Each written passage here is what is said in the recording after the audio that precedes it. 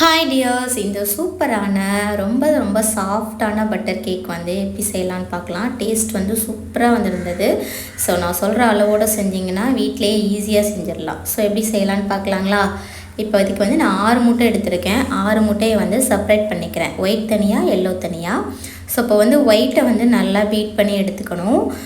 நான் வந்து இது கூட 1 கப் அளவுக்கு பவுடர் சுகர் சேர்க்குறேன். அதை கொஞ்சம் கொஞ்சமாக சேர்த்து நம்ம வந்து பீட் பண்ணிக்கலாம்.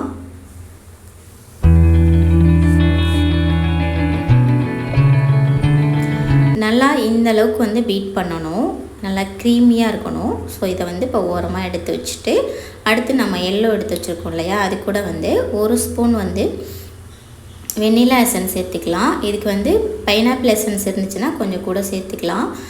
ஆக்சுவலாக இதுக்கு பைனாப்பிள் எசன்ஸ் தான் சேர்ப்பாங்க, பட் வந்து எங்களுக்கு அந்த ஃப்ளேவர் பிடிக்காதனால நான் சேர்க்கல. நீங்கள் வேணும்னா சேர்த்துக்கலாம். இப்போ இது கூட வந்து 100 கிராம் பட்டர் வந்து உருக்கி வச்சுருக்கேன், அதை வந்து இது கூட சேர்த்துக்கிறேன். சூடாகவே சேர்த்துக்கிறேன். இப்போ 1 கப் மைதா, 2 டீஸ்பூன் வந்து இது பேக்கிங் பவுடர் சேர்த்துக்கிறேன், பேக்கிங் சோடா சேர்க்கலாம். ஸோ அதையும் சேர்த்து நல்லா மிக்ஸ் பண்ணிக்கலாம். கொஞ்சம் கொஞ்சமாக பால் ஊற்றி, காய்ச்சின பால் தான். நான் வந்து 1/4 கப் அளவுக்கு பால் வந்து சேர்த்துருக்கேன். இப்போ நல்லா மிக்ஸ் பண்ணதுக்கப்புறம் ஒரு பிஞ்ச் அளவுக்கு உப்பு சேர்த்துட்டு நல்லா மிக்ஸ் பண்ணிக்கிறேன். இதை வந்து ரொம்ப ஹார்டாக மிக்ஸ் பண்ணக்கூடாது, கட் அண்ட் ஃபோல்ட் மெத்தடில் தான் மிக்ஸ் பண்ணணும், அப்போ தான் கேக் சாஃப்டாக வரும். ஸோ இப்போ மிக்ஸ் பண்ணதை எடுத்து நம்ம அப்படியே ஏற்கனவே பீட் பண்ணி வச்சுருக்க ஒயிட் கூட ஆட் பண்ணி ரொம்ப ஜென்டிலாக மிக்ஸ் பண்ணி விட்டுக்கணும். ஸோ இதுக்கப்புறம் ரொம்ப ஹார்டாக மிக்ஸ் பண்ணக்கூடாது, ரொம்ப ஜென்டிலாக, அதே சமயம் எல்லா இடமும் நல்லா மிக்ஸ் ஆகிருக்கணும், அப்போ தான் டேஸ்ட் நல்லாயிருக்கும்.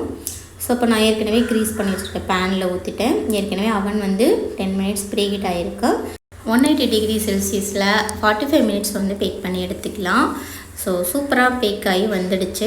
நல்லா ஆற விட்டுட்டு நம்ம டீமோல்டு பண்ணிக்கலாம்.